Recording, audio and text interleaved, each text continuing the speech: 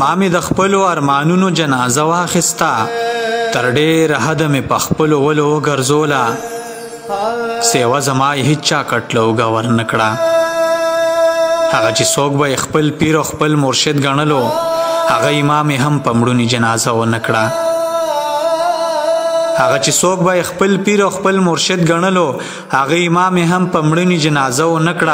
بیا مې راواخیسته روان شوم د ځنګل په طرف تر هغې تلم چې د بیلتون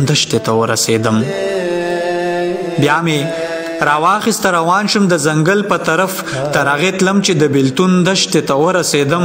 د ارمانونو سوځېدو یو لوی شمشانو پکې هلته مې کوزه کړه اوږې نه په کلاره شانتې د محبت ټول خشاکونه مې ورلاندې کېښول د خپل ژوندي احساس تیلی مې ورته ووهلو د ارمانونو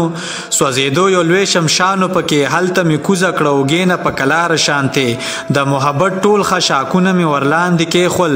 د خپل ژوندي احساس تیلی مې ورته ووهلو غرغنډې داسې چې د سر د سړي اوړېدې زما ارمان چې تړکېده نو زه ولاړم ورته ته صرف اورې او په تا باندې ویښته ودرېږي ما چې ارمان سې زه په ما باندې به څه تېرېده لکه هندو تر هغې ناستم چې ایره سړه شوه په دریو حصو مې کړه تقسیم د قربانۍ په شانتې ته صرف اورې او په تا باندې ویښته ودرېږي ما چې ارمان سې زه په ما باندې به څه تېرېده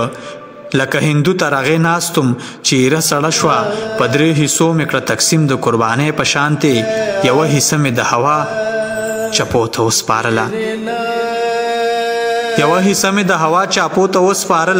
دویمه حصه مې د دریاب اوبو ته وبخله دریمه حصه مې هغه خلکو له سنبال ایښې ده څوک چې حسرت ته د ناکام محبت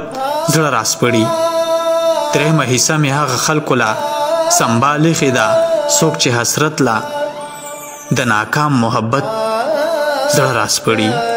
څوک چې حسرت لا